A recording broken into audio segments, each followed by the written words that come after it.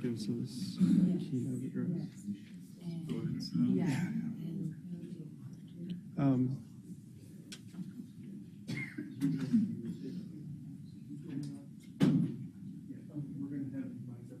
We're going to be sitting there. Yeah. So which one? Whichever one. I'll go on the other side. And then the other one's still coming.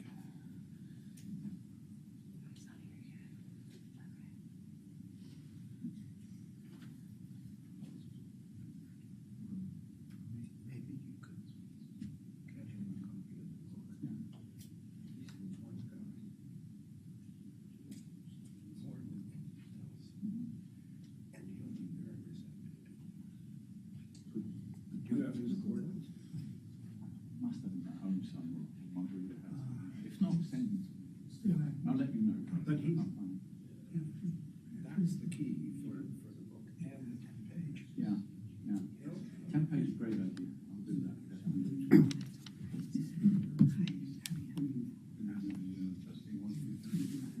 Do we stand there when we talk? Or doesn't matter? No, you'll have the mic.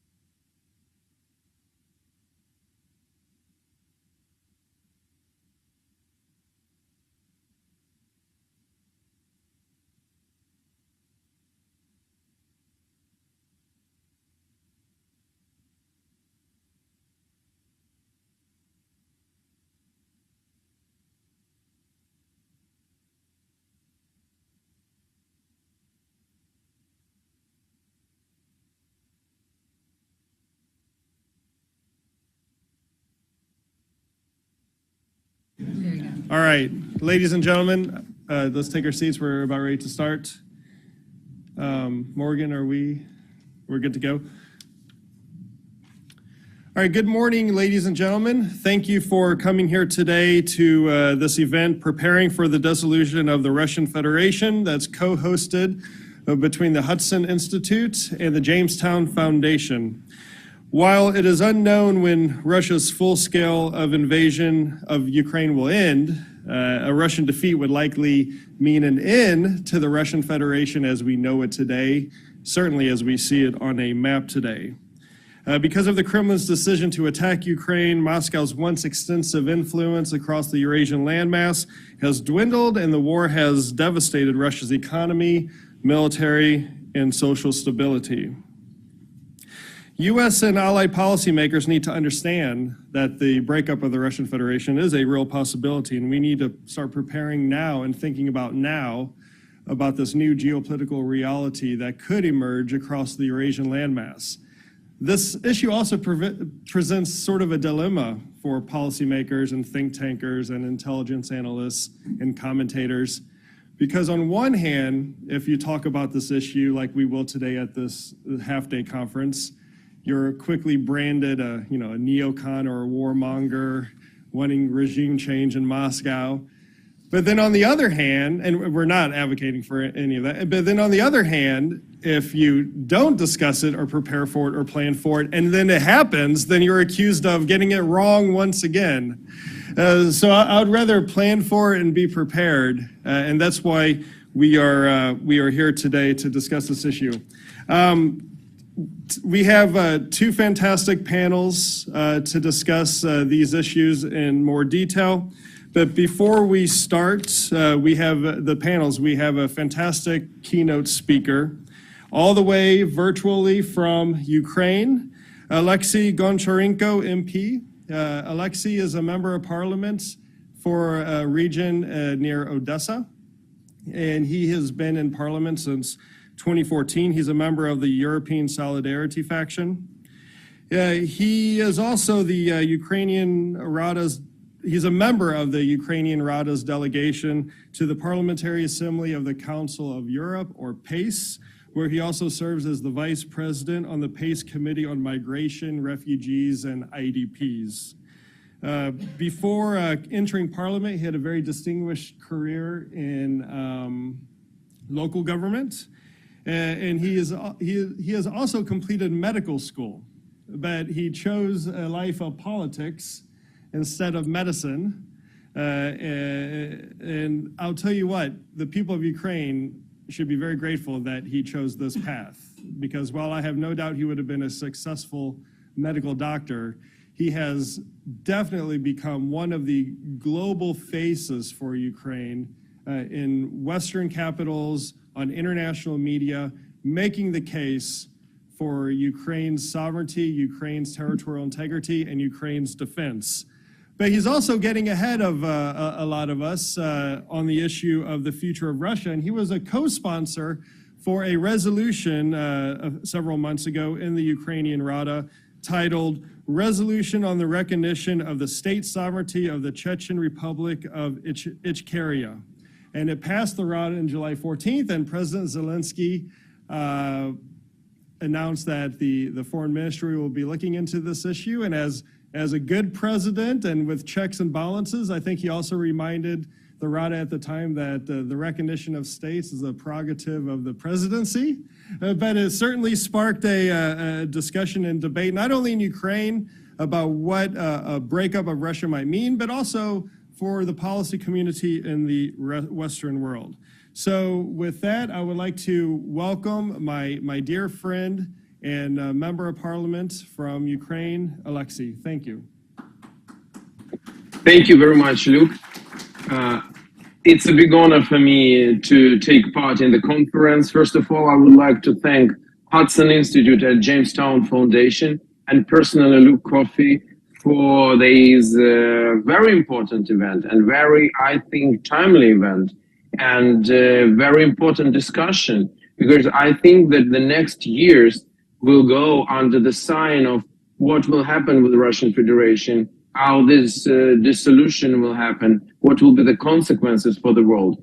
And that's why it's better to start to speak about it, to discuss it, to prepare for it, than to try to hide away from the challenges which will also appear. No questions about this. The Russian Empire is a great challenge to the world security, and the war in Ukraine shows it absolutely clearly. But the dissolution of Russian Empire, called today Russian Federation, but it's absolutely the same empire, Russian Empire, then Soviet Union, then Russian Federation. So dissolution of this empire will also cause a number of challenges for the world, and we should be prepared for them. And it's better to start to speak about this today. I would like to add a little, absolutely like Luke said, he's watching very carefully about what's going on in Europe, in Eurasia, and thanks for him and the Hudson Institute for this. But I want to add that this bill, which I co-sponsored in Ukrainian parliament and was initiated of, about recognition of independence of Chechnya and Ichkeria, finally the decision of Ukrainian parliament was made in October about recognition of Ichkeria as occupied territory by Russia and recognition of genocide committed by Russians against Chechen people in 1990s and after. So that's already happened. Also, I sponsored the bill about recognition of genocide of Cherkessian people, and that is also important issue because that's happened in 19th century, but probably that was the beginning of ethnic cleansings and genocides in this part of the world. So unfortunately, Russia continues to do this. Today, they are committing genocide against Ukrainians on occupied territories. And it shows us one thing, and I think we need to say it absolutely loudly, that, Russia is the last colonial empire in Europe. And the way these empires live, it's very clear. It's by using people as a fuel.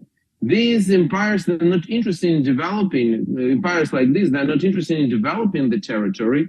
They're not interested in the quality of life in their countries because like near 10% of Russian people today are deprived from basics, from sanitation. They don't have toilets in their houses. They go outside. And it's in 21st century, one of the wealthiest countries in the world. Maybe the wealthiest from the point of view of resources and the biggest country. So this empire lives using people as a fuel. And we can see it. We don't need to go far away in some 19th century, but we can see it just during last 20 years. When Russia finally suppressed Chechnya, just committed genocide against Chechen people, they killed 1 from 5 Chechens. Just imagine this. So 200,000 people from 1 million population of Chechen Republic at that moment.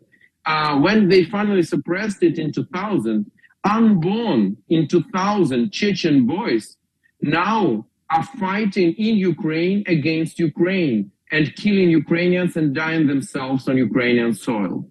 In 2008, Russia occupied, and there was a war against Georgia. And now young men from Abkhazia and South Ossetia, which is absolutely part of Georgia, but for the moment occupied by Russia, now they're fighting against Ukraine on Ukrainian soil. In 2014, Russia occupied Crimea and part of Ukrainian Donbass. And now they're taking men from these territories to fight against their compatriots, Ukrainians, and to die in their own country. So that's how these empires work. And that's why Putin attacked Ukraine. He can't stop because he needs Ukrainian men to go ahead. To attack Lithuania, Latvia, Estonia, to finish with Georgia, to attack Moldova. Just watch what's going on now in Moldova. It's right now. Today, the airspace in Moldova was closed for part of the day because of some drones there, probably Russian drones there. There is information said by President of Moldova that Russia is planning the assault on Moldovan authorities and will try to prepare some kind of a rebel or uprising there with an aim to change the regime for some kind of Russian puppet regime in Moldova. That's happening right now. Just I'm not coming somewhere else. So that's why Putin attacked Ukraine, to take Ukrainian men to go ahead. That's why these empires, they are evil. But they're not evil, and Russian Empire is evil. Empire of evil, like was said by great President Reagan. But it is not just evil, like Secretary Kissinger said in his article in Spectator, where he said, yeah, Russia is evil, but Russia is like eternal evil. It's part of world's equilibrium. And I don't agree with this completely. Russia is evil, and this evil should be finished. That's what we should say, and we can't tolerate this evil anymore, because this evil cannot be contained in its boundaries and in its borders. So they're coming out and they're attacking the free world, and that's how they will continue to do. So we need to finish with this evil. And who said that this empire should be forever? Like, again, it's the last colonial empire in Europe. Look, Austro-Hungarian Empire dissolved. Nothing happened. The sky is on the place. German Empire, that is a great example. It dissolved. And who benefited more than Germans from the fact that German Empire does not exist anymore? If Germany would not go through denazification after the Second World War, Germans again would be today cannon fodder for some new tyrann. But they are not. They live in prosperous, wonderful country, one of the leaders of the world, because they came through denazification, they finished with German Empire, and they built wonderful state with democracy, rule of law, human rights, and that they benefit from this the most. And from dissolution of Russian Empire, who will benefit the most? It's Russian people, I'm sure about this. But also other nations which are suppressed today. Why Chechen people can't live independently? Why people in Dagestan can't live independently? I just will give you one number. Population of Estonia is 1.3 million people. Population of Dagestan is 3 million people. Estonia is wonderful state, absolutely successful. Why Dagestan can't be like this, or any other country or nations which are today suppressed by Russian Federation? And from all of this, we can take some kind of result that this empire should be finished. And it happened that Ukraine today is on the front line. It's quite historical thing because, you know, this empire tried to tell that their roots are in Kiev, Rus, in Kiev. And it's interesting and very symbolic that in Kiev, this empire will be finished. I think it's really a beautiful joke of history. But that's what will happen. I absolutely believe in this. I hope that this war is the last colonial war of Russian Empire. And the role of Ukraine is not just to kick off Russia from our territory, to build the fence between us and these people, no, but to make everything to dissolve this empire, not by coming militarily, not by taking militarily Moscow. No, we don't want to sacrifice any Ukrainian for this, but by helping the suppressed nations of North Caucasus, other nations of Asian part of Russia to be free. That's why it was so important that Ukrainian Rada made this decision, which we are saying about Ichkeria. I will continue to push this, and I have an honor to be head of caucus in Ukrainian parliament for free Caucasus. Also, don't forget about Belarus, which is today occupied by Russian Empire. This big nation deserves all the right to be a member of free world. It's 10 million population nation, and it is today occupied. Again, I'm head of caucus for democratic Belarus in Ukrainian parliament, because I really believe that is part of our work. Maybe we don't know how this war will finish. Maybe Russia will be defeated on the battlefield, but maybe Russia will first dissolve and then will go out from Ukraine. And that is absolutely possible, like it happened 100 years ago when Russian Empire collapsed. Just to remind you, it was not, military, the First World War was one of the reasons, but not the only reason for this. Internal things were probably more important. 30 years ago, Soviet Union collapsed. Again, the war in Afghanistan finished in 1989. That was one of these lost colonial war in Afghanistan, was one of the reasons to collapse of Soviet Union, but not the only. And to maybe the military problems in Ukraine will be one of the reasons, but there are other reasons which will cause the dissolution of Russian Empire. That's what I believe in. And we should be prepared for this because, yeah, there will be challenges. Who will control mass destruction weaponry? What will happen in North Caucasus? What will happen in Siberia?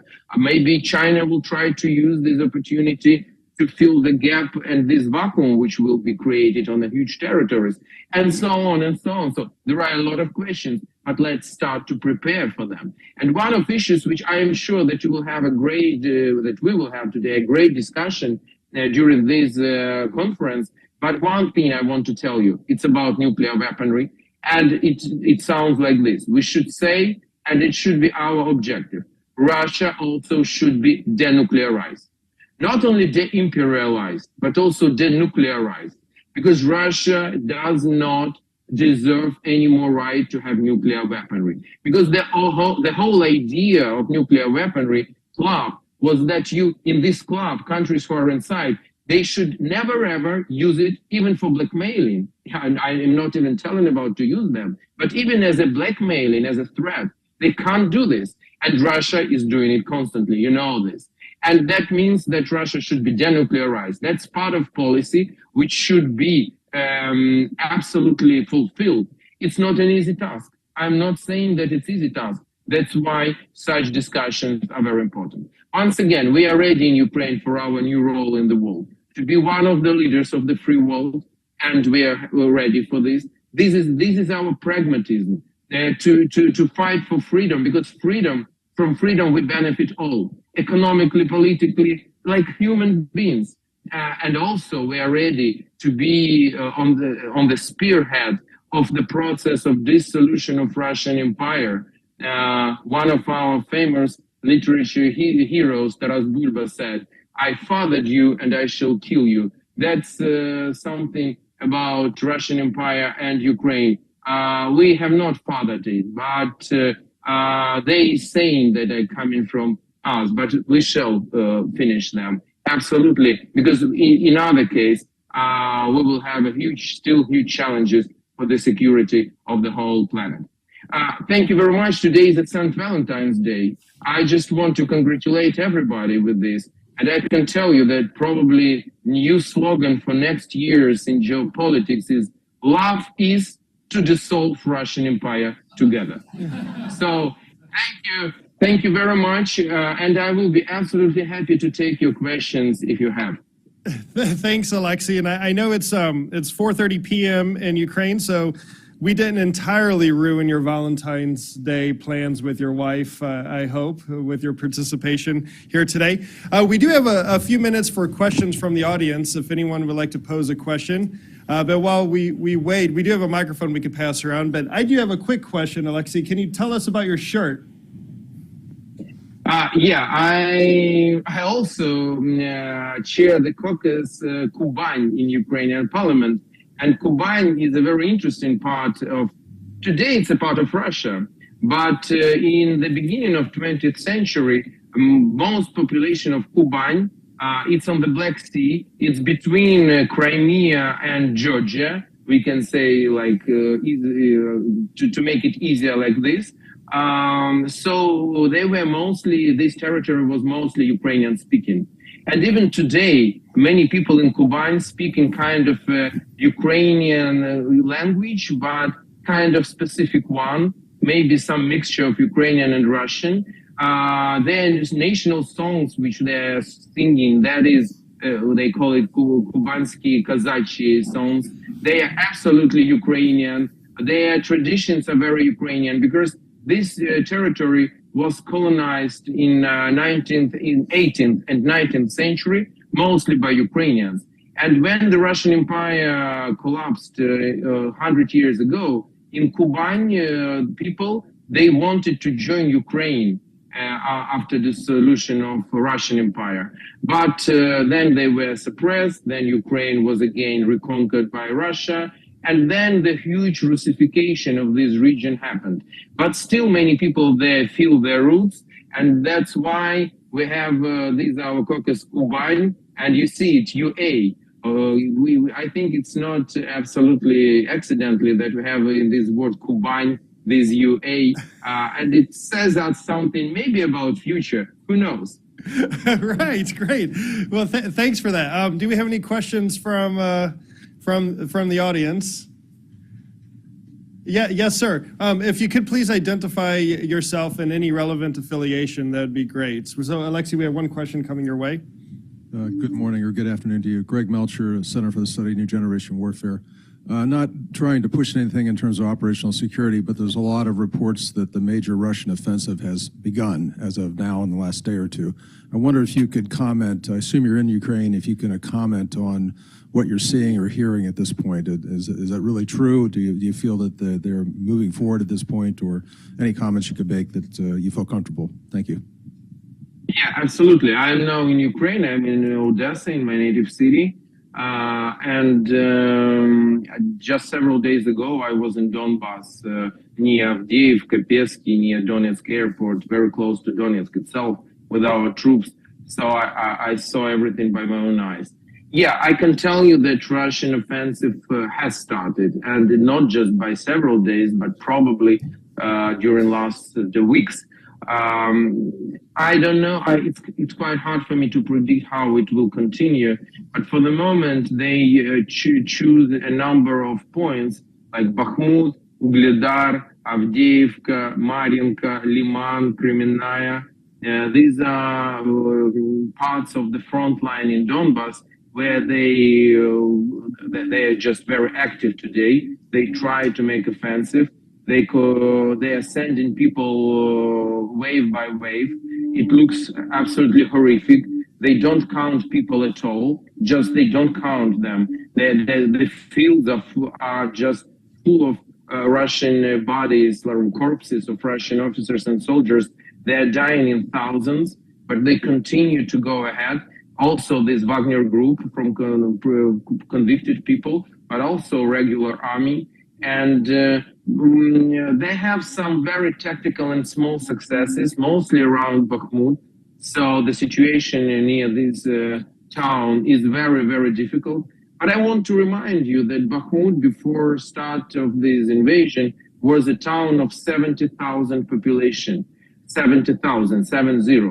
And Russian army is continuing the attack on Bakhmut from July. So they started this attack in July. Today is February. So if this so-called second largest and strongest army in the world just spending more than 7 months to take the town, which were 70,000 population, and now it's deserted, definitely. So it shows you real capability of Russia to have like a big successes. I don't believe that they will have big successes, but they can have some successes, and definitely we are paying to stop them also with a high price. We also have big losses, definitely not compared even to Russian losses. That's even not comparable. But for us, we count people, and our best people are on the front line now. And definitely for us, it's very painful. That's why we ask the world to make the weaponry supply quicker and really stronger. Because you know what one thing is, if we will receive some weaponry in the end of year, next year, the question is who will operate it? And that is very important question. And today we have professional, motivated people on the front line. They just need weaponry to finish their job. And long-range missiles, fighter jets, armor in normal quantities, in hundreds. Because when I hear, I have all respect and we are thankful for all support we are receiving. But when I hear about, like Canada said, that we are providing Ukraine with 4 Leopards, 4, it's better than 0, definitely. But it's nothing which can change really the situation on the battlefield. So we need, I hope that the tradition to supply weaponry, to deliver weaponry too slow and too late will be finished. We will stop to chasing after Putin. The free world will make step ahead, will give us weaponry what we need today in full quantities, and then with this we will finish the war successfully and quite quickly. Thank you. Alexei, thank you for that. I'm mindful of the time and I want to stay on schedule. Again, thank you for taking time out of your busy schedule to speak with us today, kicking off this half-day mini-conference on the future of the Russian Federation. Your determination and your commitment to your country's success and future is admired here in the United States. And we understand being in Odessa, it's a difficult time, with the electricity outages and the constant drone attacks from the Iranian drones that Russia's using against civilian targets, especially in Odessa. So we're praying for you and your family and the people of Ukraine, and we wish glory to Ukraine. Thank you. Thank you. To heroes glory, and it was a big honor for me to be invited. Thank you, Luke, and thank you to Hudson Institute and Jamestown Foundation. Thank you very much.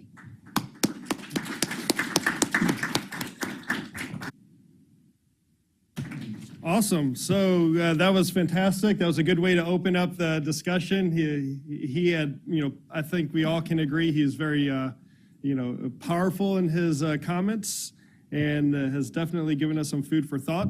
So we will start just 4 minutes late into our first panel, which for me is actually early. So I will hand it over to our co-host, Glenn Howard, the president of the Jamestown Foundation, to kick off the first panel of discussion. Glenn, it's up to you how you want to run this. If the speakers want to come up here and speak, they can. If they want to stay in their chair, they can. You can do Q&A however you like. So over to you. Okay. Well, first of all, good morning, everyone. I'm Glenn Howard, president of the Jamestown Foundation. I'd like to thank my esteemed colleague, Luke Coffey, and thank Peter for allowing us to join forces here today. I think it's very important in Washington that you team up and you try to expound the issues of the day and as in a broad of audience and as possible. And it's great to see a lot of familiar faces in the room today. It's very important that as a new younger generation emerges that doesn't remember the breakup of the Soviet Union in 1991 or the fall of the Berlin Wall, that this new generation kind of understands the important issue of nationalities and what Russia is as a multi-ethnic empire. It's still the last empire in Europe, and it's very important. Janusz and I have two things in common. One of them is we had the great honor of being affiliated with Dr. Zbigniew Brzezinski. And so his legacy and a lot of his writings do kind of continue to this day. He was the one who coined the term Eurasian Balkans. Not long ago, when I was talking to a friend of mine from Azerbaijan and talking about the war in Ukraine, I'm always interested in what other people from the Caucasus, their perspectives on the war, what it is and how they perceive it. And he coined it in basically one sentence. He says, the battle going on in Ukraine is the Stalingrad of the post-Soviet space. And so that thought has kind of stuck with me because many eyes are looking at what happens in the future in Ukraine. It's basically, as our Mr. Goncharenko has pointed out, it's kind of this blend of elements of Eurasian Balkans, but Habsburg Empire. There's this element of Russian militarism that won't go away even if the war ends, even if it's triumphant for Ukraine. It's the issue of militarism. The ideology in Russia will continue. That is the ideology of empire. Then we're struck with the idea of how we're starting to see Prometheanism and the issue of Pilsudski, the legacy of Prometheanism that are emerging as you see in Kiev, the ideas of Chechens' sovereignty, the idea of a Chechen independence, the Circassians. What we're getting at is basically the idea that this is one of the last gasps of empire, and where it will go, nobody will know.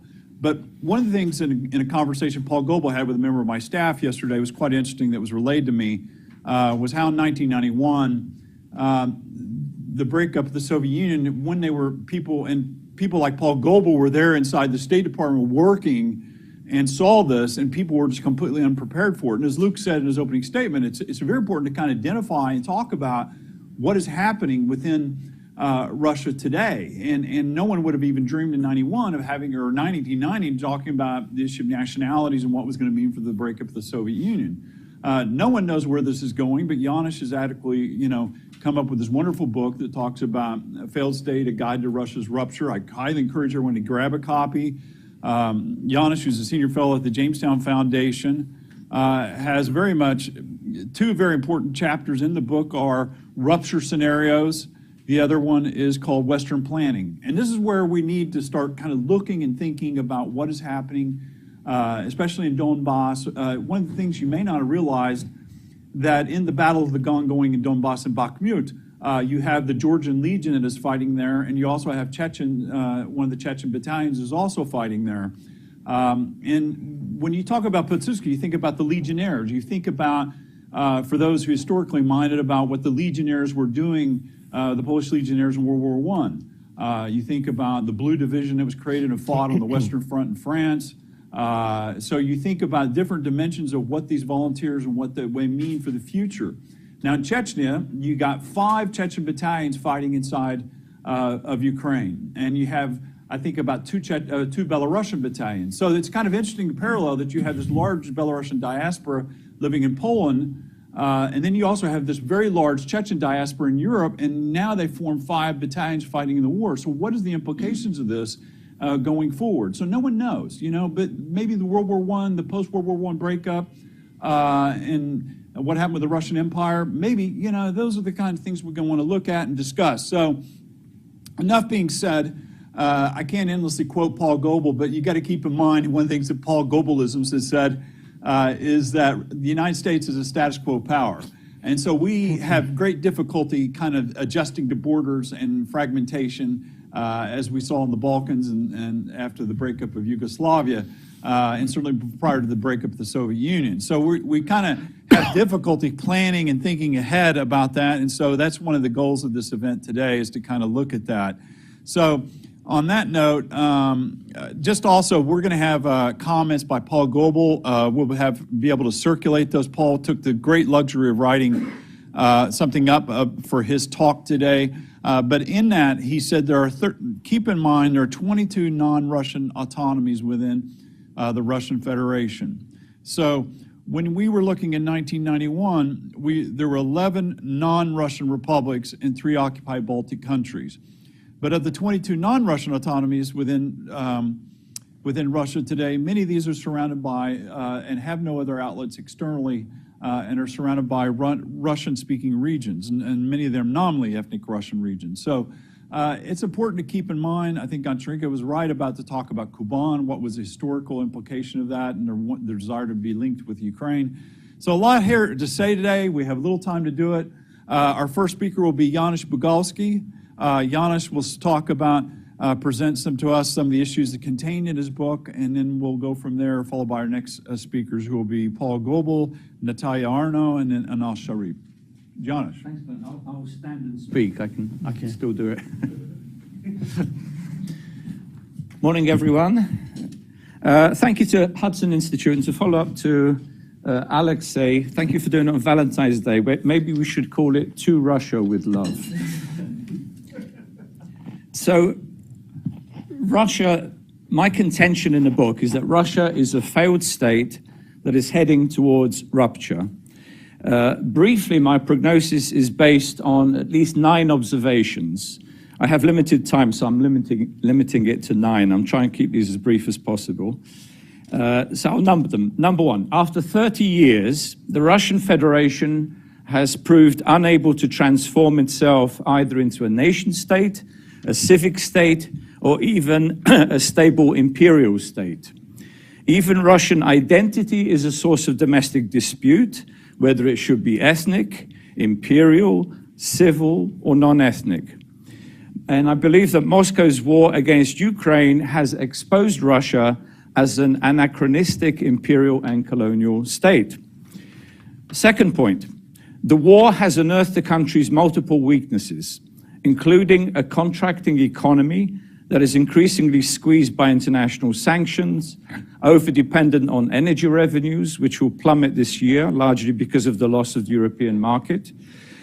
falling revenues and a tighter budget, military losses in Ukraine that revealed the incompetence and corruption of Russia's ruling elite, growing criticism of regime policy among various leading players, and disquiet in numerous regions over their shrinking budgets.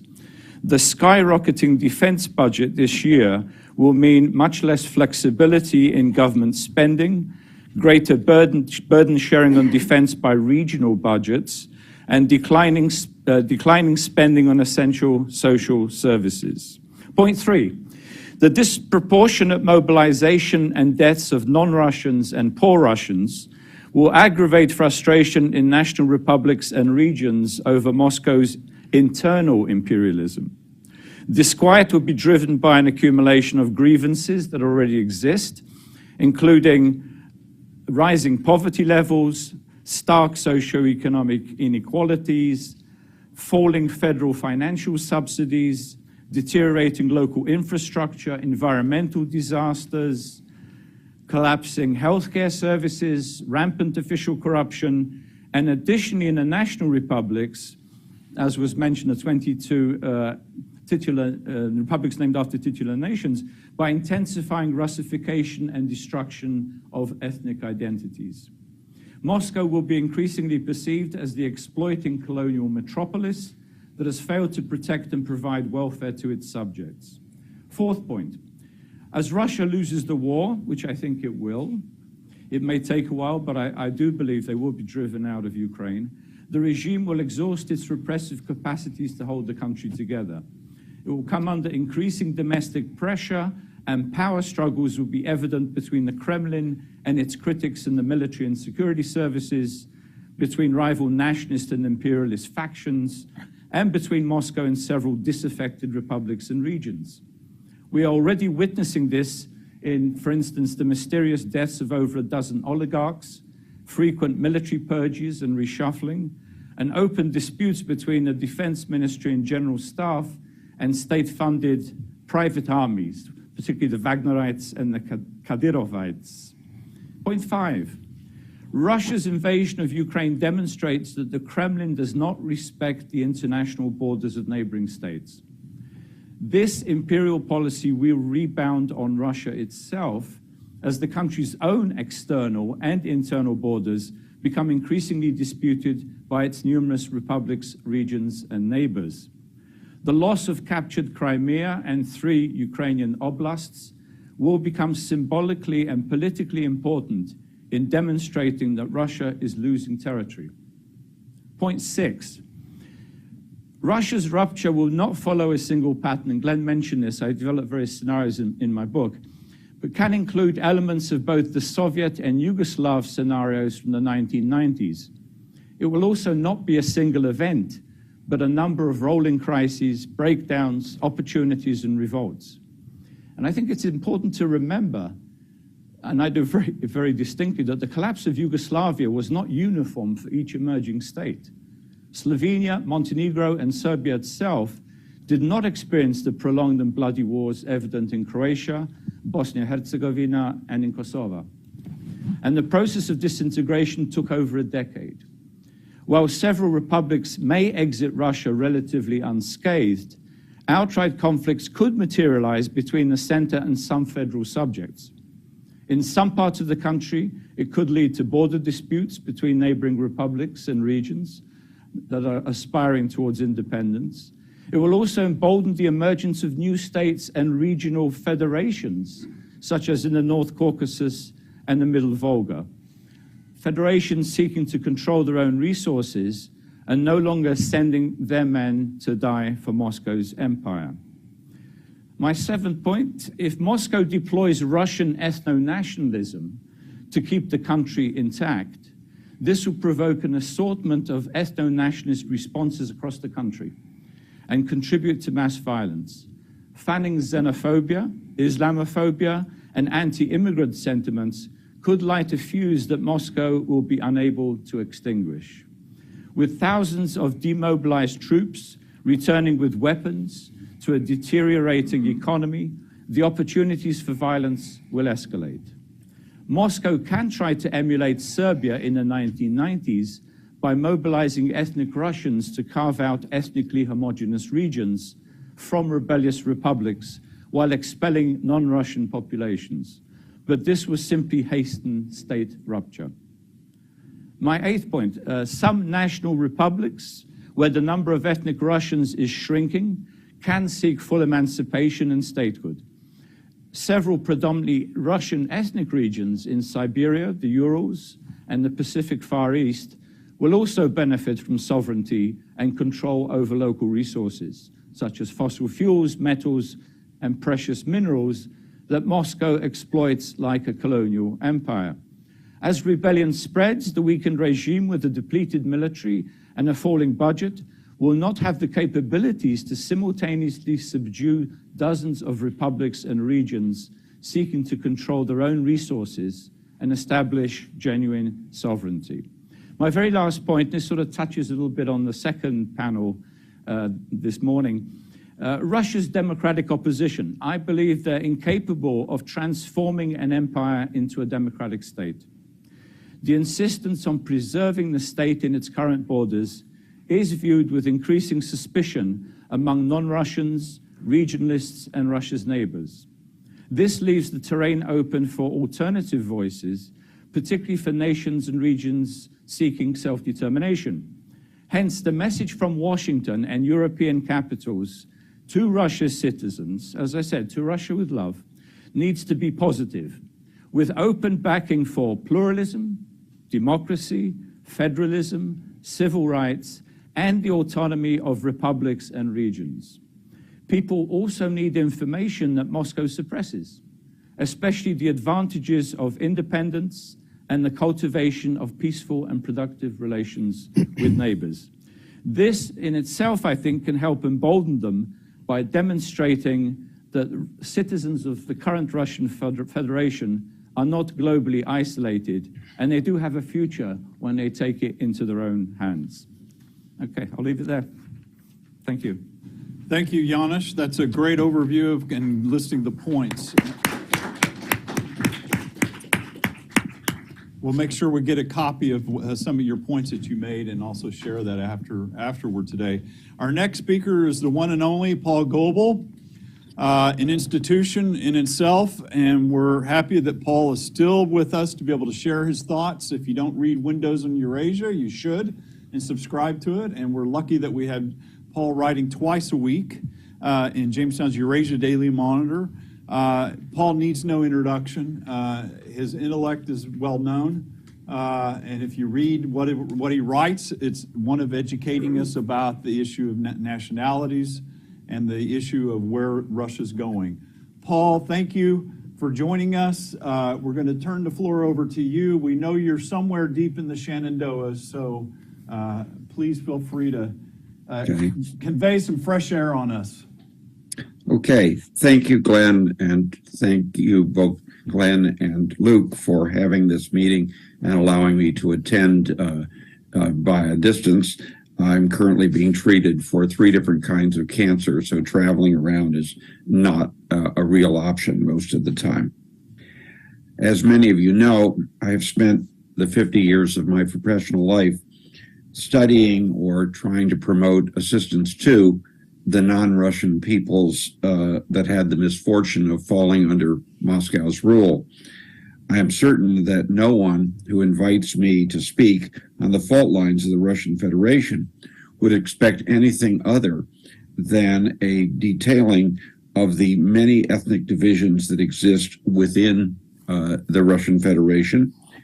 And that's especially so because there is a widespread and, in my mind, rather dangerous assumption that the future demise of the Russian Federation, which I do believe is coming, will in many ways resemble what happened 30-some years ago with the demise of the USSR. I think it's absolutely essential that we escape that and understand that the biggest fault lines, the ones that are likely to have the most profound consequences, either for the reconstitution of a very different and, one hopes, genuinely federal Russian state, or the dismantling of that state into a variety of independent states are not likely to be the ethnic Russians, but rather subgroups within the Russian nation, which, as I will argue, is probably the least well-integrated nation within the borders of the Russian Federation today. The reasons behind my argument are simple. First of all, in 1991, the non-Russians formed 50% of the population of the USSR, 50%. Today, they form about half of that amount, and so their role is obviously different. And even if they were all able to get independence, we would still be left with a Russian empire of enormous size. Moreover, in 1991, there were 11 non-Russian republics and 3 occupied Baltic states, each with its own proto-statehood structures and borders that with what would become foreign countries. Now, today, there are 22 non-Russian autonomies with far fewer institutions of that kind, many of which don't have potentially external borders, but are entirely surrounded by at least nominally ethnic Russian regions, and some of which don't have non-Russian pluralities, let alone majorities, even though they bear a non-Russian name. And finally, in 1991, there was widespread support for the idea among Russian liberals and also in the West for the idea that if the USSR did come apart, the republics that would gain independence would necessarily keep the borders they had as a condition of recognition, even when there were obvious examples when those borders were unjust, illegitimate, and the product of Stalin's ethnic engineering. Today, therefore, we knew in advance, there was pretty much universal agreement that when the dust settled and the USSR came apart, there would be 15 countries. Today, no one can say what the borders of this entity will be or how many countries will emerge.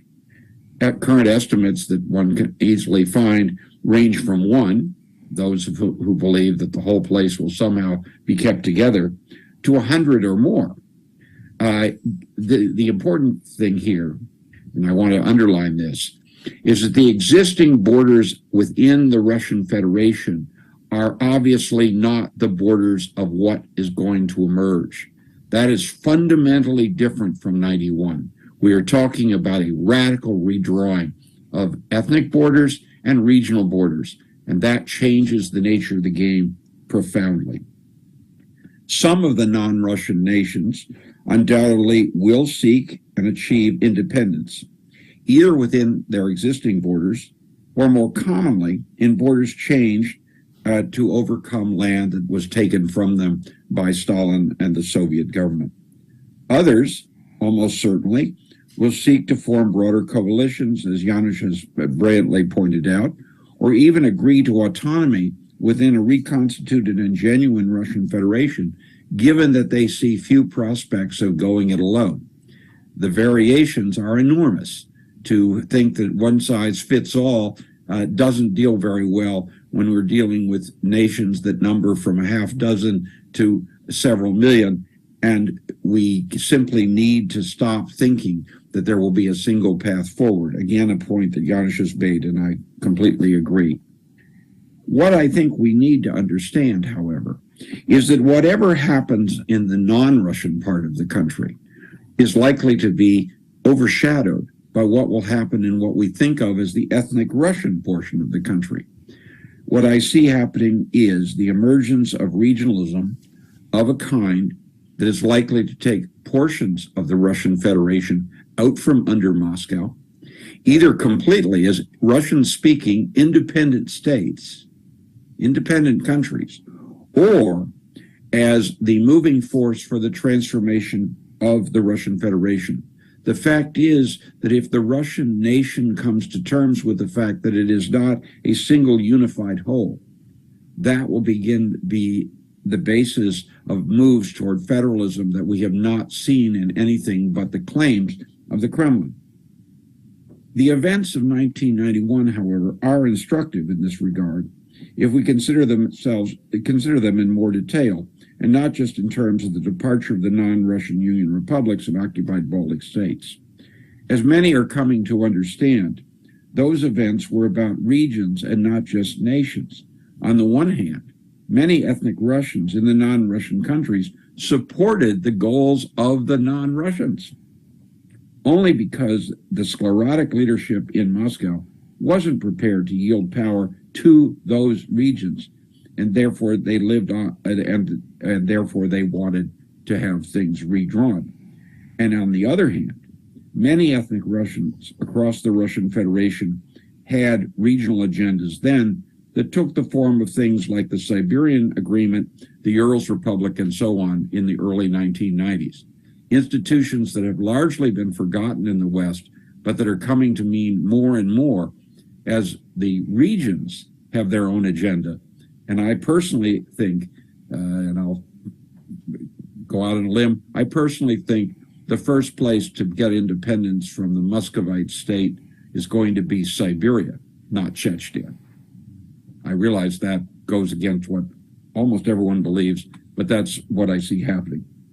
It is significant, though all too often ignored, that the Russian government was, in the early 90s, far more worried about the success of the regionalist movements than it was even by ethno-nationalism in the Caucasus. The efforts to suppress the regionalist movements were very, very active and strong well before Moscow invaded Chechnya and lost, and then well before, also before it invaded Chechnya again and at least won something that it thought it had achieved. This is the Russian government the current Russian government cannot acknowledge two things, because it cannot acknowledge that Russia is not an integral nation, even though it is unprepared to support the Russians as a nation that could form a nation state. One of the reasons that the Russians are less integrated than other of the nations within the borders of the Russian Federation is that, at least nominally, the non-Russian entities had the ability to proclaim that they were for their nation, even if they weren't always able to realize it. In the case of the Russian nation, even today, Vladimir Putin can't include in the Constitution the suggestion that the Russians are the state-forming nation, except by reversing the process and saying that they are the people who speak their language are the state-forming nation, which is a way of avoiding promoting Russian identity in and of itself. If Moscow changed its position on regions, it would then have to acknowledge the opportunity of the rise of other identities, such as the Siberian, the Novgorodian, or the Kaliningrader, that are far stronger than the Russian identities of those people that we normally talk about, and that they would risk facing then a kind of regionalist nationalist movement that would bring apart the Russian nation. And on the other hand, if Moscow were to recognize this diversity, they would have to take steps to deal with it. Lacking the power to homogenize the nation, which they seem to think is already homogenous, they would then have to make the kind of concessions that could lead to decentralization and genuine federalism that the Russian Constitution calls for, but that the Kremlin has never supported. And failing to grant that, they would then face movements from ever more regions to demand that they get exactly what the Constitution provides, and not getting it, they would find that some of those Russian-speaking areas would decide on exit. Today, even more than 3 decades ago, Russia faces a situation in which groups lumped together under the rubric of the Russian nation and people, and regions considered homogeneous across its 11 time zones, are becoming ever more assertive, even as the Kremlin becomes even more centralist and restrictive. That creates a new kind of scissors crisis, one that opens the way to a revolutionary situation.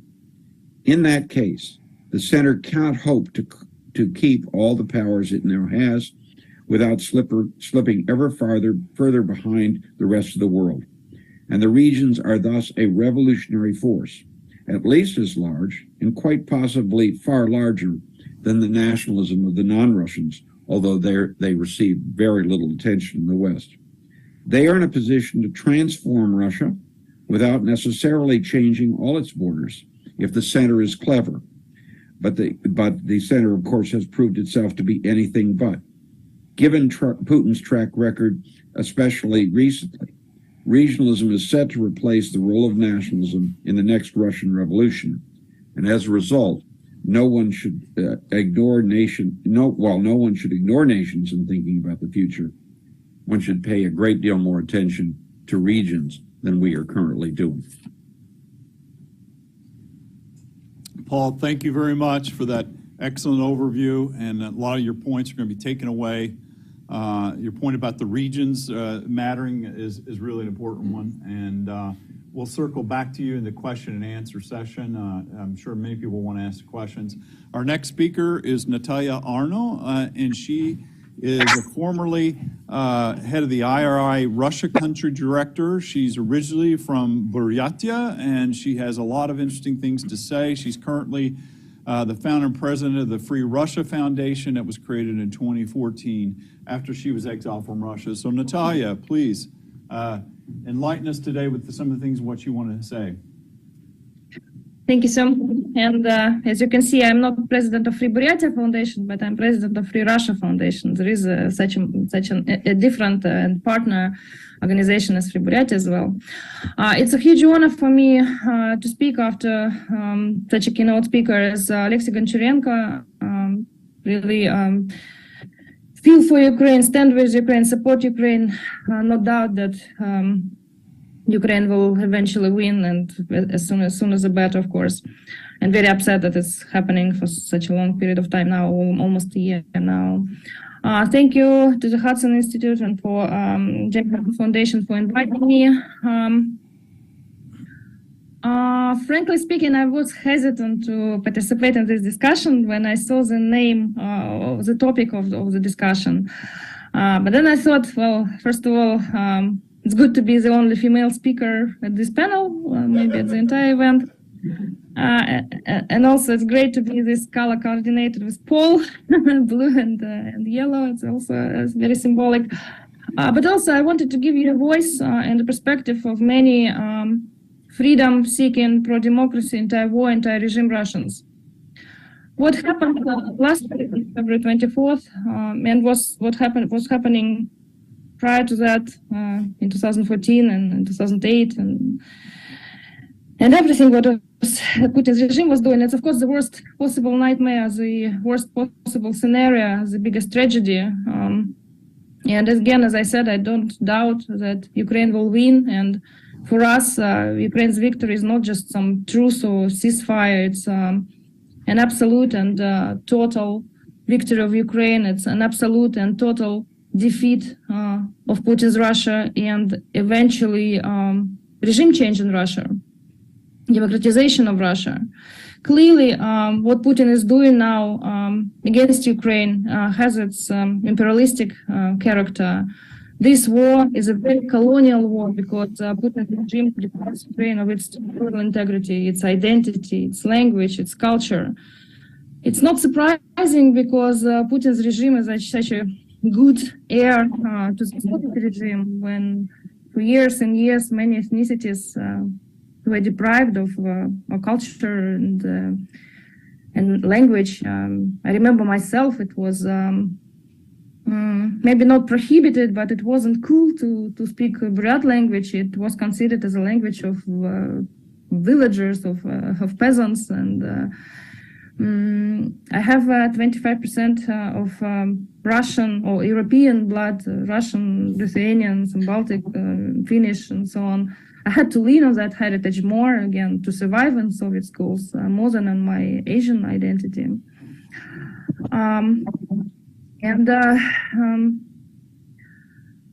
Clearly, what is happening now in Ukraine is a genocide against Ukrainian, and at the same time, it's an ethnocide inside Russia. Russia is not only an 11 time zone country or 80-something regions. It's a country of over 190 ethnic minorities. Those, especially national republics, are very, very poor, and people from there are useless, can afford. And I'm glad that there is a huge attention to this phenomenon as well. It's very important. But with all that, we pro-democracy, anti-war, anti-regime Russians, we want to fix Russia, not to dissolve it. The only option for us is Ukraine, and the only option that Ukraine's victory is sustainable, and that Russia is not a threat to its neighbors, to its people, to the globe, is if there is a democracy in Russia. Today is a Valentine's Day. We say love is all we need. What we all need is democracy. The narrative about dissolution Russia helps the Kremlin to make more people to rally for the flag and mobilize even more Russians to support the regime. And any efforts contributing to making it more Russia's war and less Putin's war is not helping to fasten the end of the war. It's not helping us, pro-democracy Russians, to talk to our people, to change the public opinion in Russia, to change the situation again, to change this tide in our favor. These discussions of geographic breakdown of Russia is, in my opinion, a speculation not grounded in reality. Dissolution, possibly with some exceptions, is highly unlikely due to several reasons, and many of them Mr. Gobel already said. But, firstly, let's look at the map. 81% of the population, the Russians, it's 111 million people. And even if Siberia and the Far East are separate from Russia, it's still 70% in the European part of Russia. 70% of the population. It's more than in any European country. It's twice bigger than the population of Ukraine. Only 6 other ethnicities have population more than 1 million people, including Ukrainians. Ukrainians is the third ethnicity in Russia, but also Tatars, Chechens, Bashkirs, and Armenians. 41 ethnicity in Russia has a population more than 100,000 people. And out of these 22 ethnic of national republics, only 6 have titular nations as majority. For example, the Republic of Buryatia, or Buryat Mongolia back then, during the Stalin times, it was divided between 5 different regions. Now it's 3 regions of the Russian Federation, and nowhere, even in the Republic of Buryatia itself, Buryats are the majority. It's less than 30%. There is about 11% of Kalmyks in Kalmykia, about 10% of Karels in Karelia, and so on and so forth. Of course, all this was all intentional genocidal policy aimed to dilute concentrations of ethnicities by forceful deportations and by gerrymandering of population. But still, this is the fact that, again, I cannot even imagine how exactly this can happen. And this example that Goncharenko was telling, it's mostly that Russia, like all the names, Russia shouldn't have anything to do with Ukraine or Belarus or Georgia or Moldova.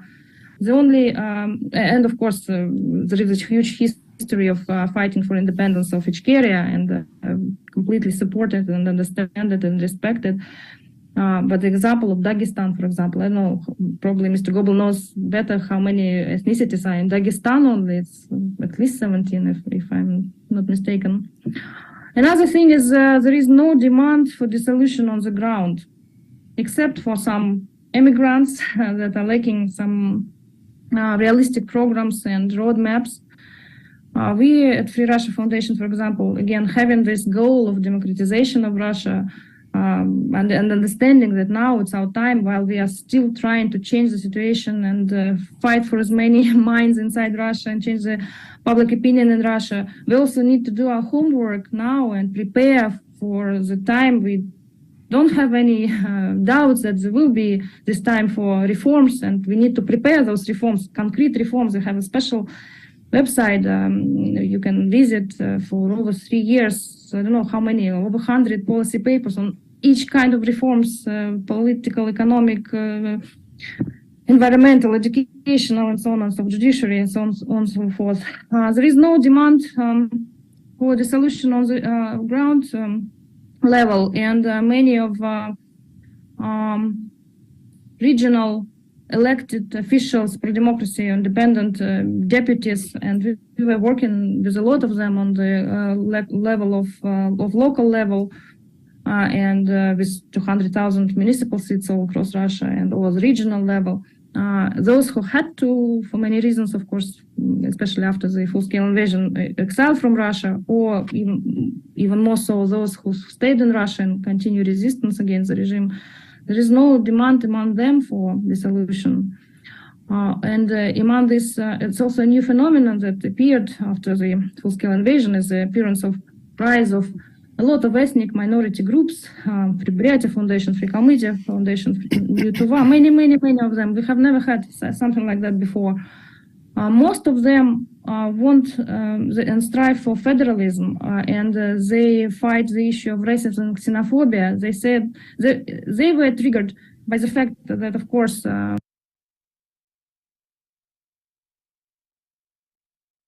mostly the people were used as cannon fodder in this war, but also they really resented this excuse for the attack on Ukraine, denazification of Ukraine. They're saying Russia needs denazification. The issue of racism and xenophobia is huge in Russia. We don't feel ourselves as real citizens of Russia in any way. In Moscow, St. Petersburg, anywhere, we feel ourselves as second or third-rate citizens. I couldn't allow my son to use the Moscow metro. It was dangerous to do that. And so, like, they are striving for, they are saying that Russian Federation is such a Potemkin village. It doesn't exist. And what we really need is to have it a federation, more autonomy, more independence on the local level, on the regional level. And all this, again, anti-war initiatives, both ethnic or regional or any others, they are mostly, again, talking from this position that we want Russia to change, to democratize, to respect everybody. If we respect ourselves, if we respect our people, we will respect anybody else, all our neighbors and so on. On the other hand, it's very easy for the propaganda. This is actually Putin who uses this narrative of and threat of that the West or whoever wants Russia to be dissolved, and that's how he can, again, mobilize all the population around him. And even if we even if it happens, and even if there is this dissolution of Russia, I don't know how many territories and regions and what exactly borders, will be a huge imperialistic resentment. Right now, for the Kremlin, there is no ideology. What is the ideology? Thirst for money and power. If there is, again, if as I say, Russians are a divided nation, there will be a lot of Milosevic-type politicians, a lot of resentment, it will make all these territories even more imperialistic. This is what I'm afraid. And again, anybody who would be with all their populistic ideas, those who will be saying that we will gather Russian territories back, which will be very appealing for the population. They will be winning. It will be, again, and they have to think where the nuclear arms will stay in all this angry Moscovia or whatever. I don't know how safe will it be for the world. And another security reason is, do we know if there is if some territories, some ethnicities, whatever, if they separate from Russia, are we sure that there will be democracies, or will they be more satellites of China, Saudi Arabia, Turkey, some other non-democratic actors? It's better if Russia can and must become democratic. Russia can and must be a good ally for the United States, for the European Union, for the democratic world against China and radical Islamism. And of course, economic obstacles.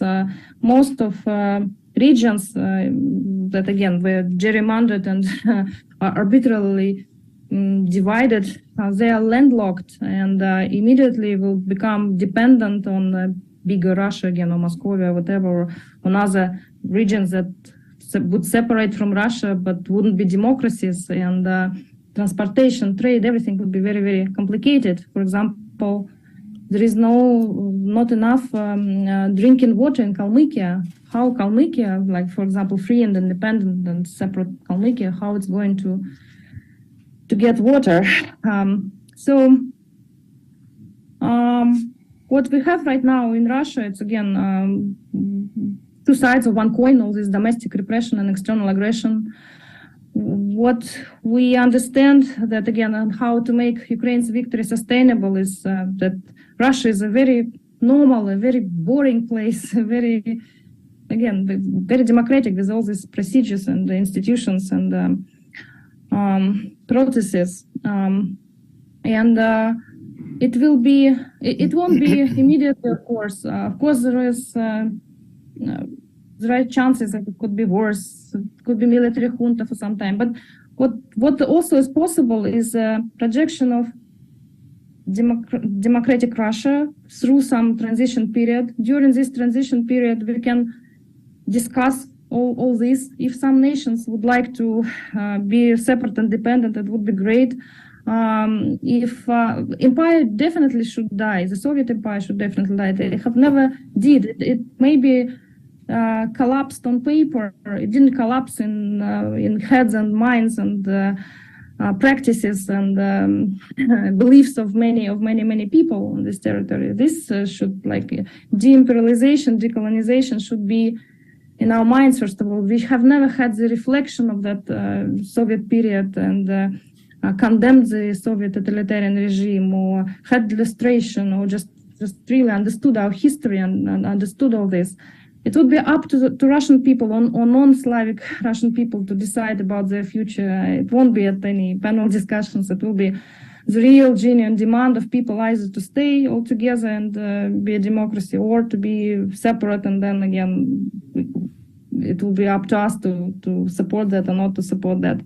I understand that right now, when there is such a murderous, atrocious war is happening, we all are trying to find some silver bullet, some universal and very fast recipe to end it. I understand this. Can we wrap it up here and just we're running short on time. So.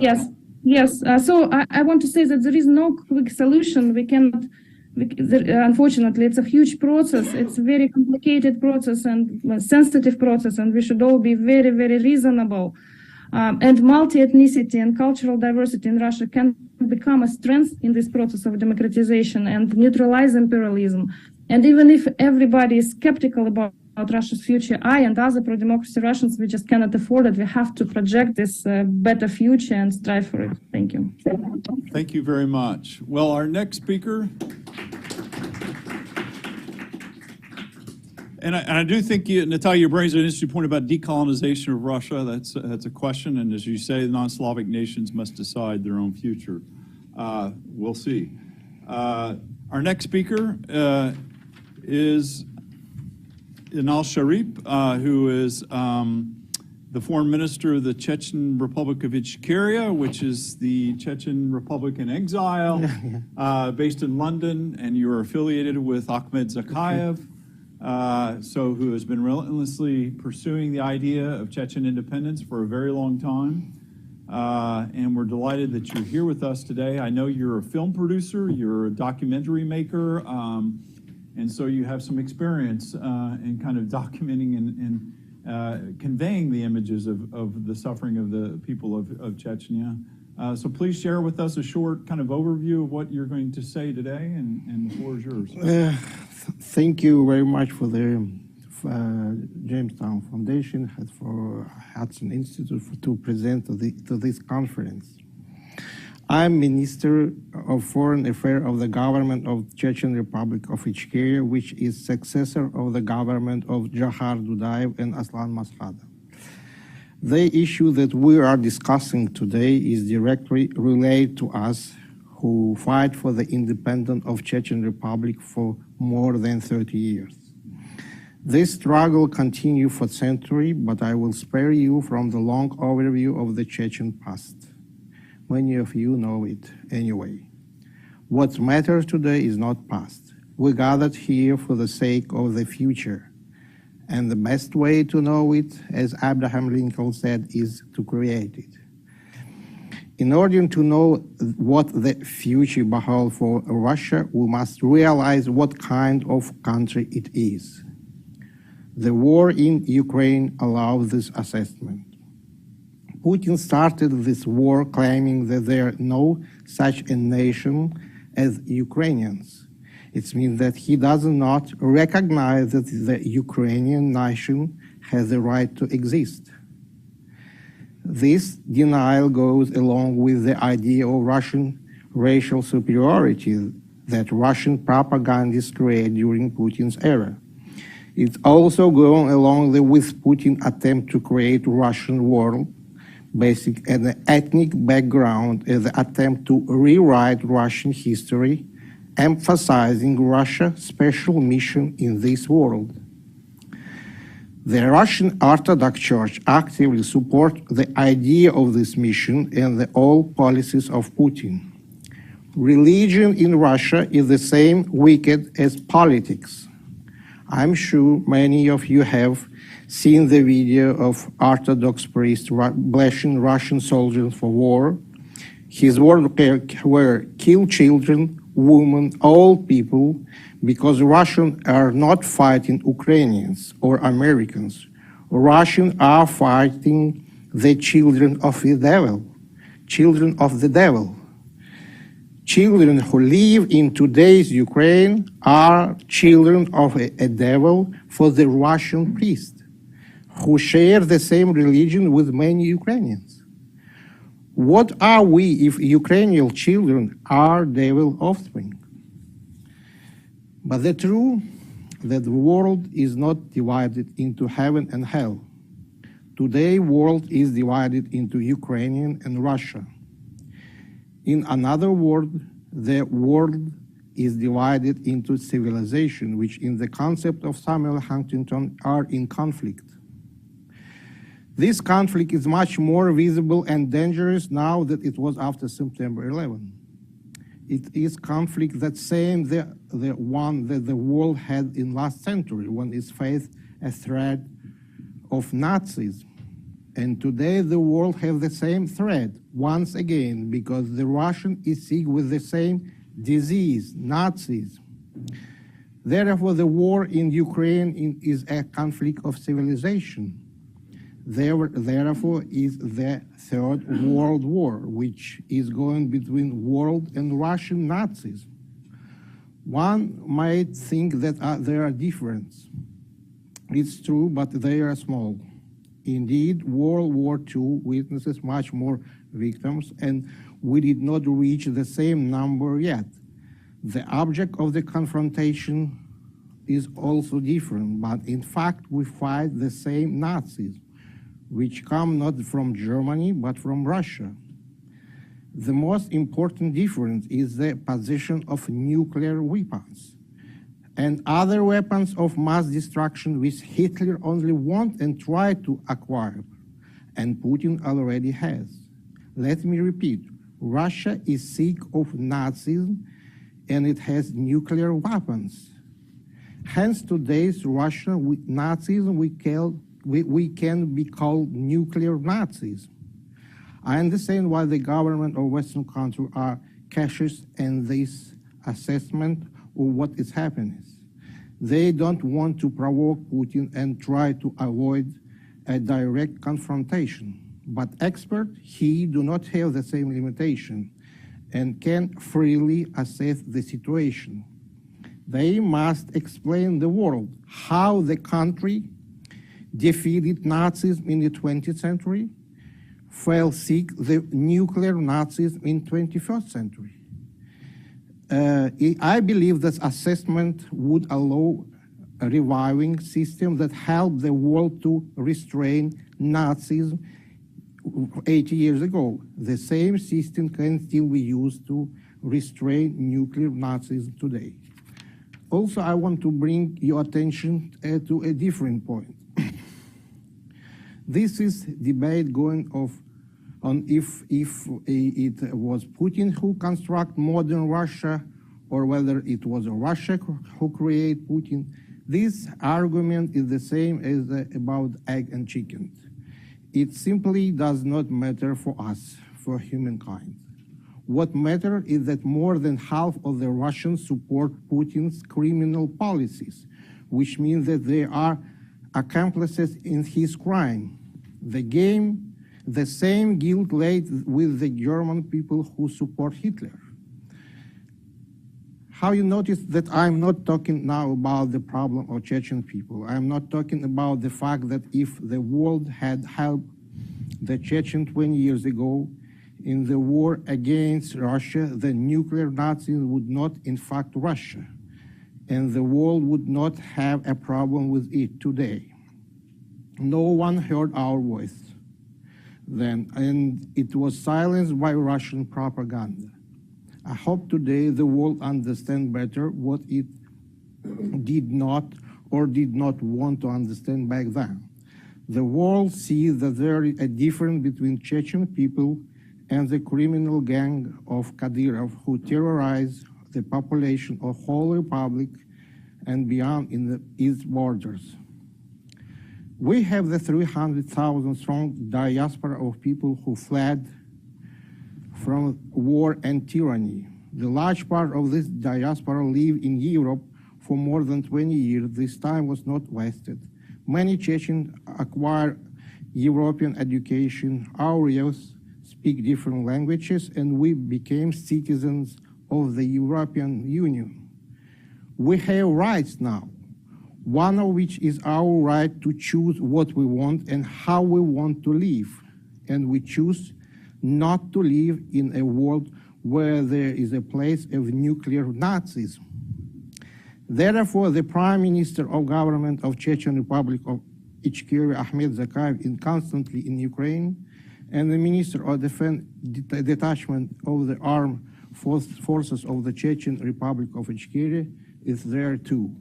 We support the world and Ukraine in the fight against nuclear Nazism, and our contribution was acknowledged. In October 18, 2022, the Ukrainian parliament recognized the Chechen Republic of Ichkeria, its territory temporarily occupied by Russia. For us, it is a recognition of the independence of Chechen Republic, and we hope that the world will follow this example. I am sure that the world will win against nuclear Nazism, and the territory of Ukraine and Chechen Republic that are currently occupied by Russia will be deoccupied. Many years ago, the president of the Chechen Republic of Ichkeria, Jahar Dudayev, said, "We do not forget that we are responsible for the fate of our brotherly people of the Caucasus. Unification of the people of the Caucasus into a single community of equals is the only true and promising path to the future. I believe that our territory of the North Caucasus also will be freed, and we will use the opportunity to unite into one political entity as it exists in the beginning of the 20th century. We aim to rebuild the Confederation of the Caucasus, in which we will follow the example of European Union. This is our aim, and we must start preparing for it now. Thank you very much.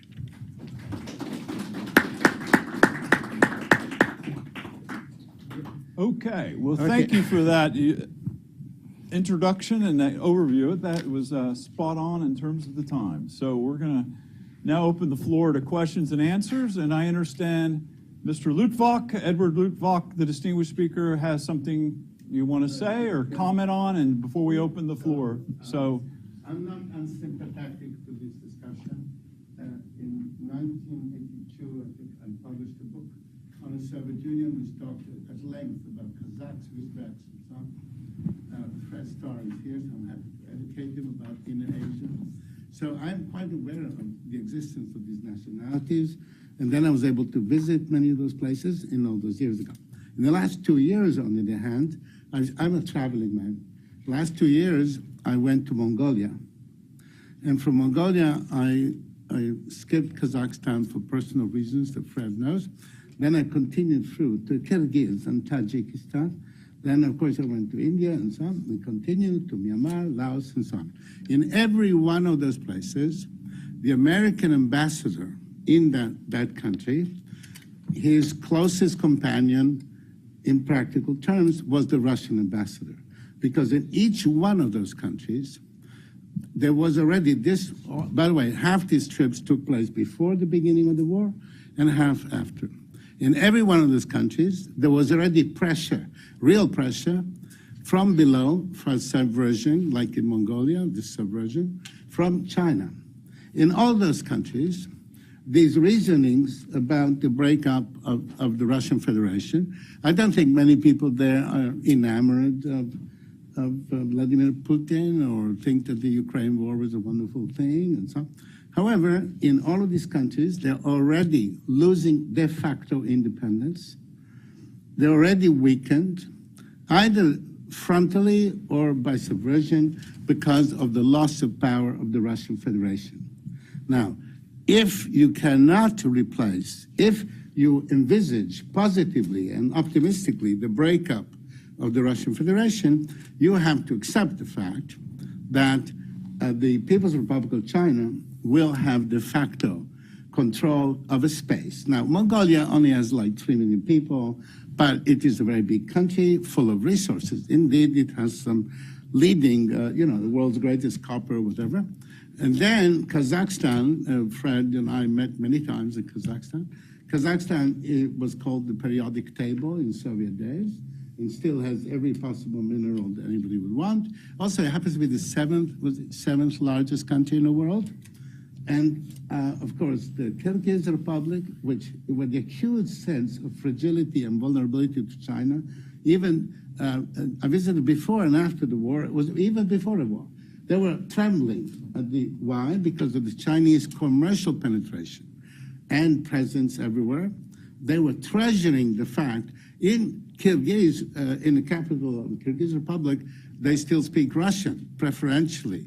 And they hold on to what they have. In Tajikistan, on the other hand, the half of the KGB, the old KGB frontier troops, were the stabilizing force in Tajikistan. The fact they were reduced already made people scary. In Myanmar, the United States has levied sanctions on this government of Myanmar. They don't like the government for some reason and so on. The fact is that this dictatorship, this awful, murderous dictatorship, has only one ideology, and that is to resist China, even if that means turning down offers of free dams and highways and so on.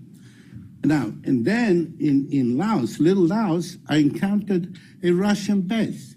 It was a small Russian base. However, there is an airstrip, and through it, they get equipment. And for Laos, which has the extremely acute sense of vulnerability, because all the frontier towns have already become Sinified. People speak Chinese. There are actually, I met in Baten on the border, Chinese municipal policemen, okay? So in all of these countries, and of course, Vietnam. Vietnam is the solid one. Finally, U.S. military started. Vietnam but it's still heavily dependent. Their submarine force, which is the only thing they have against the Chinese, is Russian and so on. Now, in regard to India, of course, India has many options. But this is about Russian Federation today. So correct. The point is this. The loss of power of the Russian Federation is a direct increase of Chinese power. And as the last I heard, our principal global contention was the People's Republic of China. And therefore, it means that while naturally preventing a Russian victory in Ukraine, which will be a catastrophe of a different order, a kind of moral catastrophe of the Western world, while of the absolute necessity of preventing a Russian victory in Ukraine, we must not conspire or contrive to damage the Russian Federation until you found a substitute for it, until you find a way of inserting power. But let's, Thank you. Yeah. That's why we have this conference. It's a very valid point. We have to plan for all these consequences, but we have a time schedule we have to keep as well. I finished. Thank you. thank you. So we got a question, and Paul, I want to go back to you. I'm going to ask a question, but Paul, when the speaker finishes, I want to ask you about if you're sitting in State Department policy planning or in somewhere in the U.S. government today, what would you give advice to them how to look at the war in Ukraine, and what should they do to kind of think about it in terms of everything that's been discussed today? So please, sir, identify yourself. I recognize you faintly. Phil Peterson. Take the mic, please. I'm Phil Peterson. I'm with Greg at the Center for the Study of New Generation Warfare. I have 3 points, starting with the fact that I agree with everything people have said. Russia, Empire, Soviet Union, Russian Federation, it's the same paradigm. Back in 1991 on the island of Bornholm, I had an argument with Paul Goebel, and I said Russia and the United States are not nations, they're ideas. And Paul immediately said, yes, exactly. The difference is the United States is a good idea. And I won't go into that any further. You know what the follow-up was. We have the same problem here with China. China's not a nation. China is another empire. There are 2 Chinas and several other independent countries. So Russia and China both have to be dissolved. Now, just to finish this first point, when we talk about Russians, we so frequently confuse the figures we get from the official figures with regard to Russians. They're passport Russians. Dmitry Olshansky, I admired his work. Great Russian. No, his father was Polish, his mother was Estonian. All right, but he was calculated as a Russian. Russians don't count the size of the ethnic Russians, the size of the country they're credited with. But these people, as Paul said it the way back in 1991, these people are imperialists, are supporters of the imperialist paradigm. Okay, the second point. I think we've already seen what happened, what is happening in the greater Volga region. I'm talking about Chuvashia, Bashkortostan, Udmurtia, Tatarstan, Astrakhan. They are already have created the Idel-Ural Republic. They are already prepared. The entire infrastructure of the region is ready for independence. Tatarstan has a state treaty with the center, which allows it to have its own armed forces. It essentially has 2 interior divisions. However, I'll point out that they have all Chechens commanded by a Chechen general, all Tatars commanded by a Tatar general. Now, they have, however, very wisely allowed the supporters of the Russian imperial paradigm to volunteer to go to Ukraine to fight, where hopefully they will die and will help solve the problem for Tatarstan. And my third point is was exactly that. The whole fact that the numbers of Russian paradigm supporters in the Volga region are declining because they have allowed the creation of a volunteer brigade, which is happily dying in Ukraine for the imperial paradigm. Thank you. Paul, question for you. 1991, today, what would you do if you were in State Department? What would you advise in this situation? Well, having lived through 1991 there, I can say that there was incredibly great reluctance to appreciate what was even happening in the USSR, even after the coup. Rather infamously, the United States was not even in the top 30 countries of the world that recognized the governments of Estonia, Latvia, and Lithuania as being not only de jure, or not only de facto, but de jure, coming right after Cuba and right before Outer Mongolia, putting us in the high moral courage department.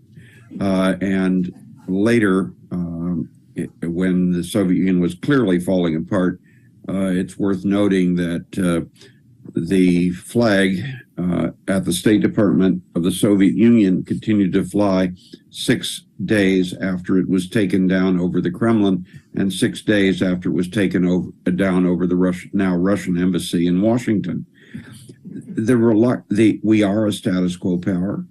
We have been one for a very long time, although our origins would point in a very different direction. And we are regularly accused of being not.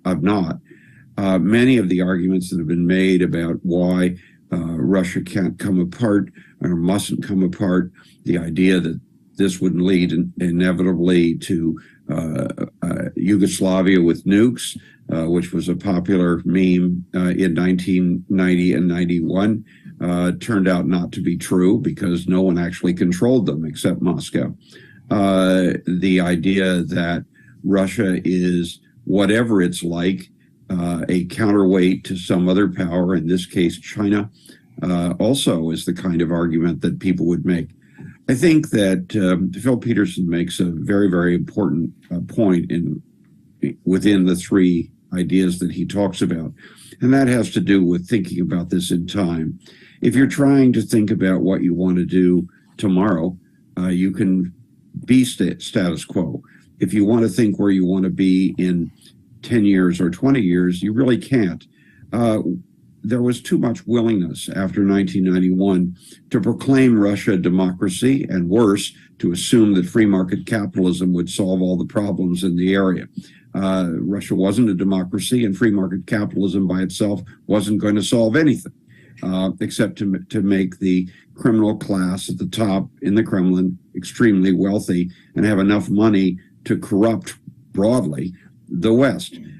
If we're interested in a world which might truly be stable, then I think we have to pursue not stability in and of itself, but those conditions which will make stability possible.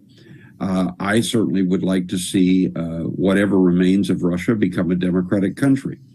I do not think, however, that it is certain that the countries that break apart have a lesser chance of being democratic than Russia that holds together. In fact, I think the argument that we can't afford democracy comes from those who want to hold everything together and use force to do so.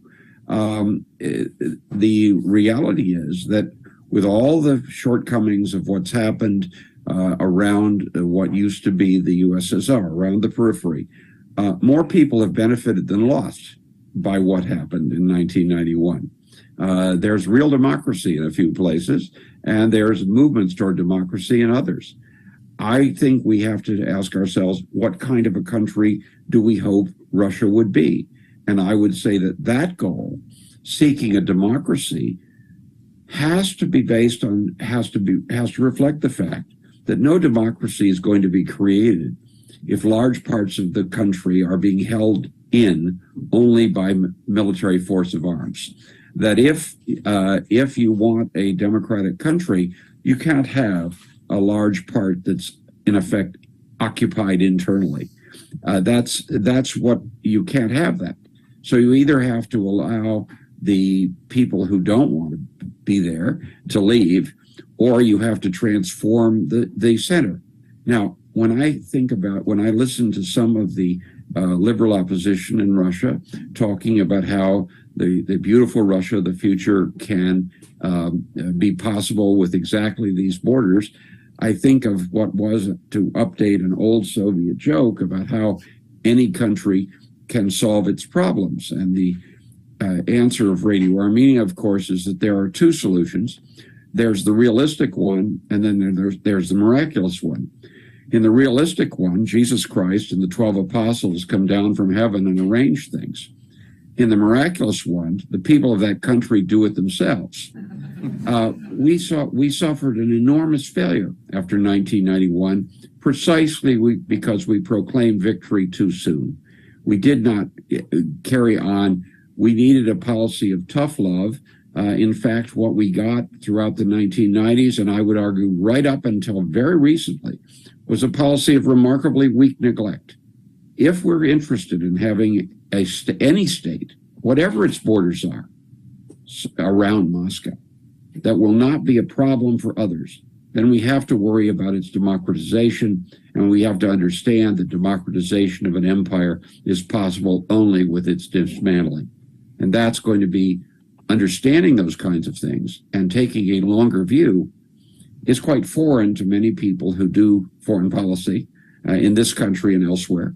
But ultimately, it's the only way forward, or you will constantly go back to having crises like the one we have now with the vicious invasion by the Russian Empire of its former possession, Ukraine. Question? Yes, Peter. thanks, Glenn. I suppose this could go to any of the panelists, but I suppose I'll direct it to Janusz, given his remarks. You've outlined the social and ethnic cleavages and the mosaic that is Russia. But my question is, what causes a people to go from resentful and discouraged to actively revolutionary or to resistance? I mean, what should we look for as tipping points to cause some of these groups to boil over and for the scenarios which you point out to come to fruition? Thanks. Yeah, thanks for the question. Briefly, and I do outline this in the book, and I mention a few things here. You've got to look at the state of the economy. A deteriorating economy in the midst of an endless war or a losing war in Ukraine. You've got to look at demography. People in cities, if they lose a few people die in the war in the cities, it's not such a huge deal. In villages in Dagestan or Chechnya or Buryatia or elsewhere, the number of deaths has a bigger impact on the community. It's felt more by the community.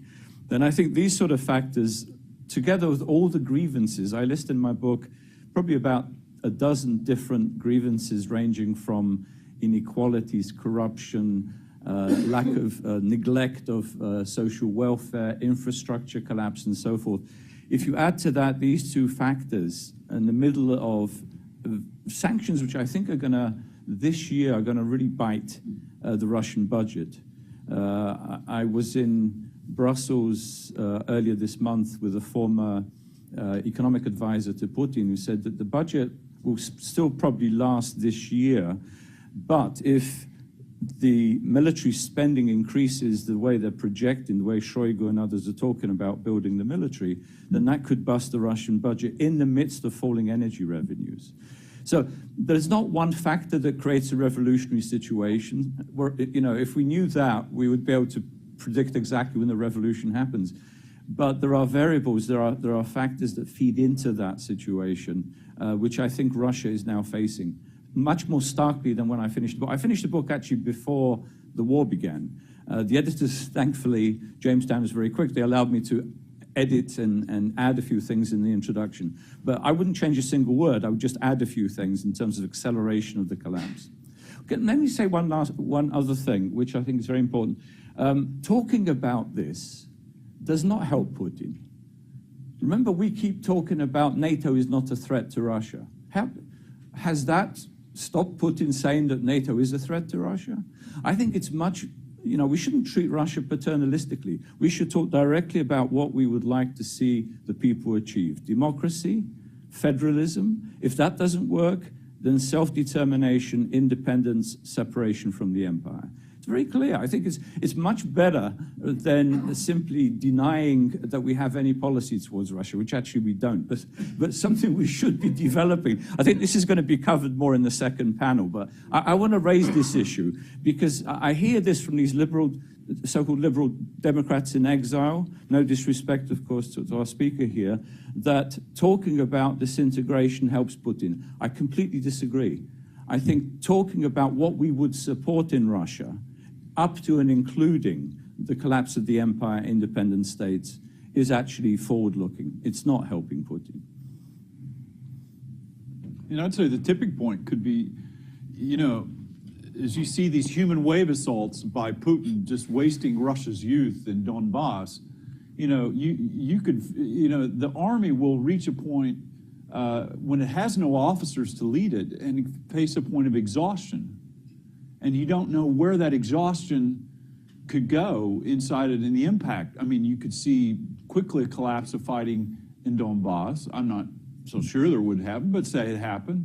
And then what happens is Ukraine pushes into Crimea. And then you're faced with a new kind of impact of Crimea on the North Caucasus and Crimean Tatars getting their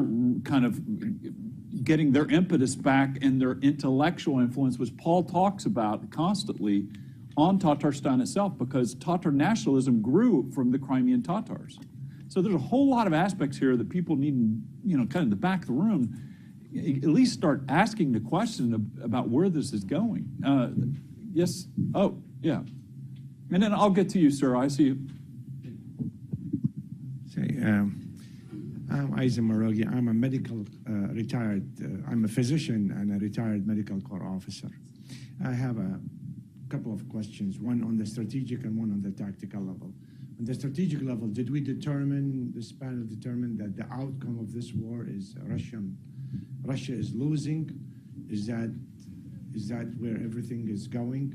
And my second question as a physician is, we hear about all these losses by Russian army. I'm just curious to see, some of these numbers are actually quite staggering and defy the logic of, when I was in the army, defies the logic of how many casualties are expected from every conflict. So I'm curious to see, given the eloquent speakers here we have, how do we come to these numbers? Are they realistic numbers that we're hearing in the media about the Russian losses as a result of this conflict? And thank you very much. I don't know who wants to, but, the numbers, it's obviously the 132,000 are what the Ukrainians say, the State Department or DOD says. Those numbers somewhat approximate that, and then you say, they also say on the Ukrainian side 100,000 casualties and deaths. That's what the Pentagon has said. I don't know how they're basing that. But when you assume that you're fighting on the defensive, from 3 to 1 is usually a number they use when you're kind of equating defense versus offense and the numbers that it takes to defeat ongoing forces. So some people can make those calculations that the losses have been extremely high. So again, the statistics come from the U.S. government, what they've said. You've got Ukraine is not revealing what its losses are, but they have indicated that they are close to what the Pentagon has been saying. So, but going further, your questions, it's human wave assaults with the Russians, exhausting its manpower in Donbass. I think the British Minister of Defense today came out with an estimate that said that they're quickly losing their offensive capabilities because through such sheer loss of manpower that they don't have the officers to lead it. And the 155th, which fought and suffered the losses in Voldar yesterday, has already gone through 3 rounds of changes in officers leading the 155th, which, by the way, is a Pacific Naval Infantry brigade. And going back to Paul's point, Siberians taking heavy losses in Donbass, I would respectfully disagree with Paul about Siberian independence, but the point is you get a lot of Siberians dying for empire in Donbass doesn't, bode well for Putin and the empire. And we all, as Paul pointed out previously in his writings, Siberia was, Vladivostok went on for how many months in demonstrations, which we kind of forgotten about, So Paul does have a point there. Sir, you had a question. Yes. Identify yourself and wait for the mic.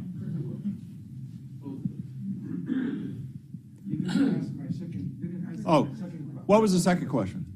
About, did we decide Russia is going to lose? Because people keep Nobody knows. I mean, stalemate. Well, it depends how you define losing. I mean, as some have said, strategically they're already losing. They keep pulling the lines back. First of all, it was regime change.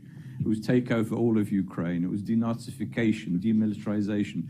That then became the 4 oblasts that they would control. Then they began to lose parts of Kherson. Northern Kherson's gone. Donbass is in. So now it's going to be defending Donbass, trying to extend the borders of occupied Donbass to the oblast borders of the 2 oblasts of Donbass, Donetsk and Luhansk. So in that sense, Russia is retreating.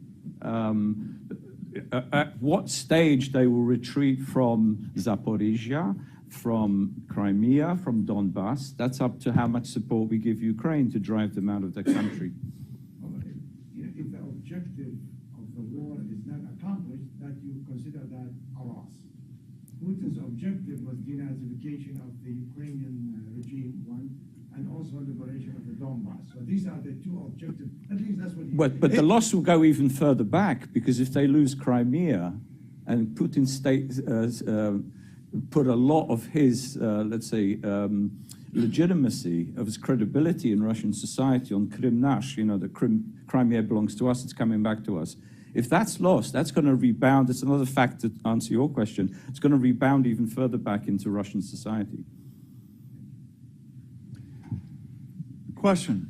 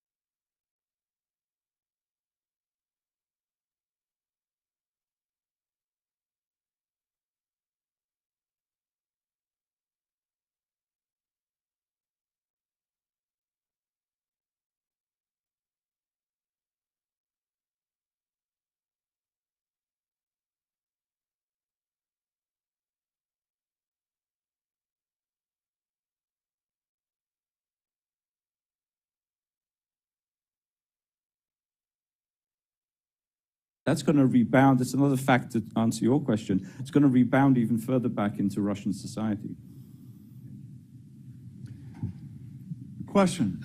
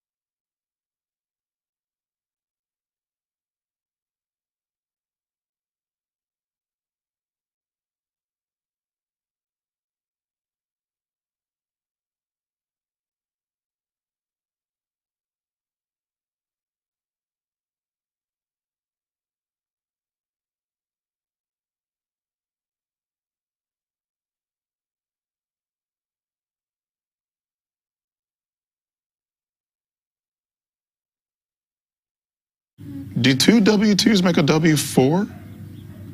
Are you kidding? Hi, I'm April. I'm here to help.